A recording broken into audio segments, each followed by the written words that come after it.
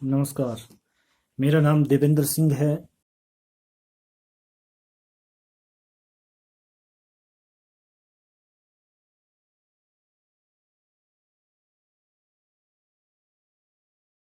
मेरी पाठशाला जिला शिमला के अंतर्गत रोडू ब्लॉक में खड्डा पानी नामक स्थान पर स्थित है।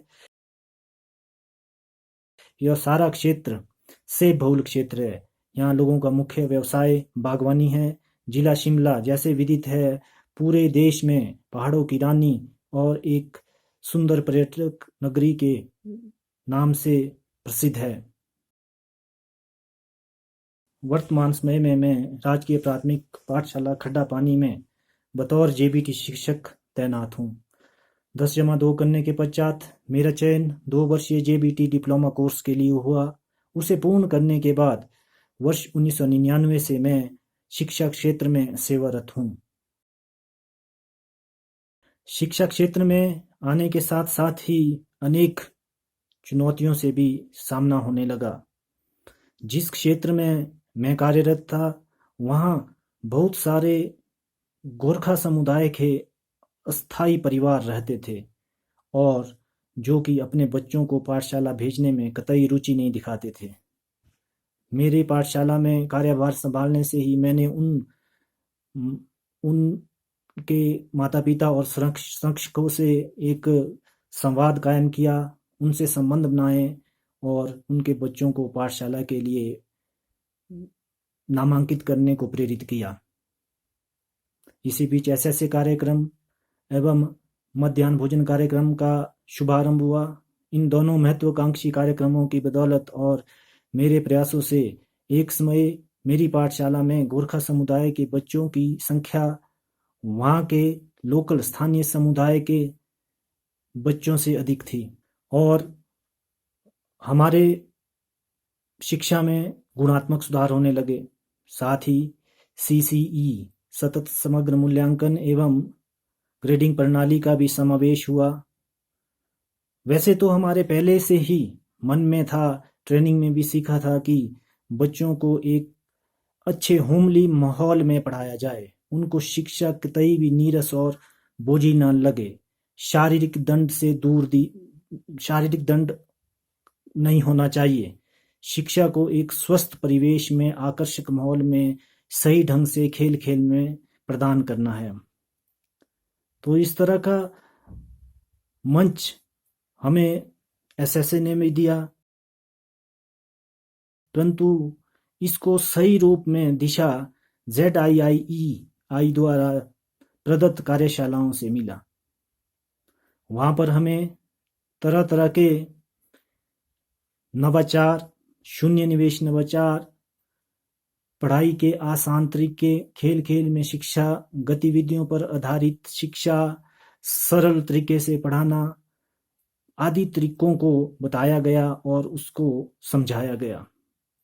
और इसका परिणाम यह हुआ, जब अध्यापक इन कार्यशालाओं से लाभान्वित होकर अपनी पाठशाला को गए तो उन्होंने भी इस कार्यक्रम को वहाँ क्रियान्वयन करना शुरू कर दिया। जब कभी भी कहीं परेशानी आई तो इन मास्टर ट्रेनर के से हम संवाद करके उसको सुलझाने में सहायता मिलती थी।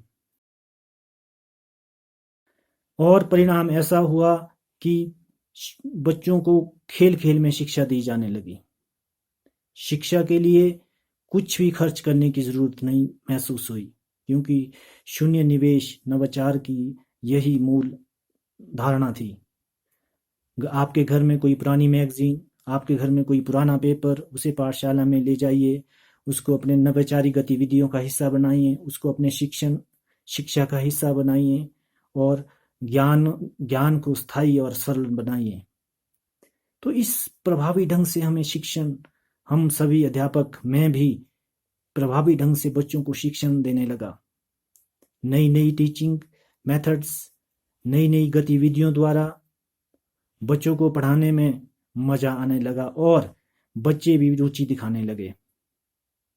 और इसका सबसे बड़ा परिणाम यह हुआ कि बच्चों को व्यावहारिक ज्ञान मिलने लगा और लर्निंग आउटकम्स की प्राप्ति होने लगी। साथ ही साथ ZIIEI द्वारा प्रदत्त इनोवेटिव पाठशाला ऐप से भी हमारी समस्याओं को सुलझाने में अनेक जानकारियां मिली। जहाँ भी किसी टीचिंग मेथड, जहाँ भी किसी गतिविधि को, जहाँ भी किसी नवाचारों को प्रयोग में लाने में कठिनाई होती थी, तो हम इस ऐप पर जाकर वहाँ से जानकारी जुटा लेते थे और इसके प्रभावी प्रयोग से पाठशालाओं में गुणात्मक शिक्षा आने लगी। और इसका प्रमाण आप मेरे विद्यालय संग्रहालय में या फोटो आर्काइव में भी देख सकते हैं। अनेकों जानकारियां बच्चों के द्वारा और उनके अभिभावकों को भी साझा की गई। हमने भी अनेक कार्यक्रम रखे और अभिभावकों को भी जब इस तरह के ट्रेनिंग प्रोग्राम की जानकारी दी तो वो भी काफ़ी रुचि दिखाने लगे। मैं इस संस्था द्वारा प्रायोजित इस कार्यक्रम की सफलता के लिए हमेशा अपेक्षा रखता हूँ। जो भी स्टेक होल्डर्स इस काम से जुड़े हुए हैं, जो शिक्षा के प्रचार प्रसार और नवाचारों को दूर दूर तक, दूरस्थ कोनों तक ले जाने में दिन रात लगे हुए हैं, उनकी सफलता की भी अपेक्षा रखता हूँ। सभी अध्यापक बंधुओं से भी आग्रह रहेगा कि आप इस संस्था द्वारा आयोजित और प्रायोजित कार्यक्रम का हिस्सा बनिए, इनकी कार्यशाला से जुड़िए और समाज को लाभान्वित और लाभ पहुंचाने में अपनी भूमिका निभाइए, जिसमें मैं भी एक हूँ। धन्यवाद। जय हिंद।